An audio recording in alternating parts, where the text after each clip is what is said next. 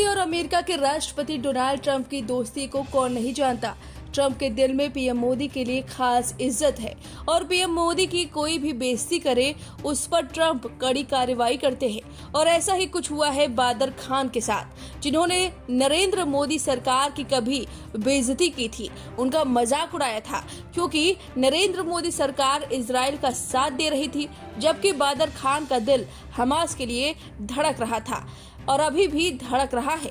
लेकिन बादर खान की गलती ये है कि अमेरिका में वीजा लेकर शोध कर रहे हैं और विचार हमास समर्थन वाले हैं, जबकि अमेरिका हमास को आतंकवादी संगठन मानता है। साथ ही अमेरिका में ट्रंप की सरकार बनी है और पीएम मोदी का मजाक उड़ाकर बादर खान ने अपने लिए मुसीबत खड़ी कर ली है। बादर खान को अमेरिका ने गिरफ्तार कर लिया है और इतना ही नहीं, उन्हें देश से बाहर निकालने की बात कही गई है।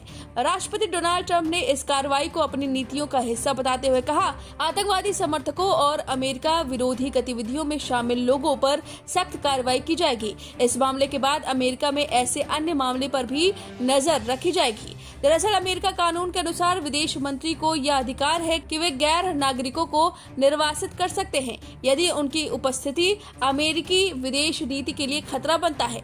पॉलिटिको की रिपोर्ट के मुताबिक बादर की याचिका में दावा किया गया कि उनका कोई आपराधिक रिकॉर्ड नहीं है और न ही उन पर कोई आपराधिक मामला है। बादर सूरी के वकील ने अदालत में तर्क दिया कि उनके मुवक्किल को उनकी पत्नी की बैकग्राउंड के कारण निशाना बनाया जा रहा है। उनकी पत्नी मेफेज सालेह, जो अमेरिकी नागरिक हैं, फिलिस्तीनी मूल की हैं और पहले अल जजीरा में काम कर चुकी है। याचिका के अनुसार उन पर हमास से संबंध होने के आरोप भी लगाए गए हैं। इसी वजह से डोनाल्ड ट्रंप सरकार को झटका लगा है और उन्हें देश से निकाला नहीं जा रहा है।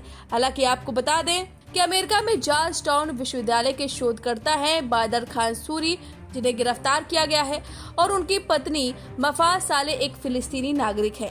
उनके पिता अहमद यूसुफ हमास के एक वरिष्ठ राजनीतिक सलाहकार माने जाते हैं। बादर खान और पत्नी मफाज सालेह की मुलाकात गाजा में हुई थी 2011 में। 2014 में दोनों ने शादी कर ली थी। उसके बाद मफाज दिल्ली आकर जामिया मिलिया विश्वविद्यालय में दाखिला लिया और Nelson Mandela centre for piece and conflict resolution से संघर्ष विश्लेषण और शांति निर्माण में मास्टर डिग्री हासिल की। 2020 के बाद सूरी अपने पीएचडी के बाद संयुक्त राज्य अमेरिका गए। वहां जाकर जॉर्ज टाउन विश्वविद्यालय के Al Waleed centre for Muslim Christian understanding में peace and conflict studies postdoctoral fellow के रूप में हासिल हुए। सूत्रों के अनुसार सूरी के सोशल मीडिया पोस्टों की जांच से यह स्पष्ट हुआ है कि उन्होंने गाजा पर इजराइल के हमलों और भारत के इजराइल के समर्थन की आलोचना की थी। 6 जून 2024 को एक पोस्ट में सूरी ने पीएम मोदी का मजाक उड़ाया था। उसमें उन्होंने इजराइल को मिसाइलें आपूर्ति करने के लिए मेड इन इंडिया का इस्तेमाल किया था। सूरी ने लिखा था कि फिलिस्तीनी बच्चों को मारने के लिए इजराइल को मिसाइलें सप्लाई करना मेड इन इंडिया के लिए शर्मनाक बदलाव है।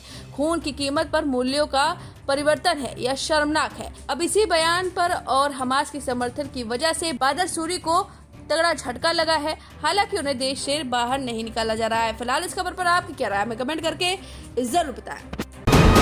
वीके न्यूज, राष्ट्र के नाम।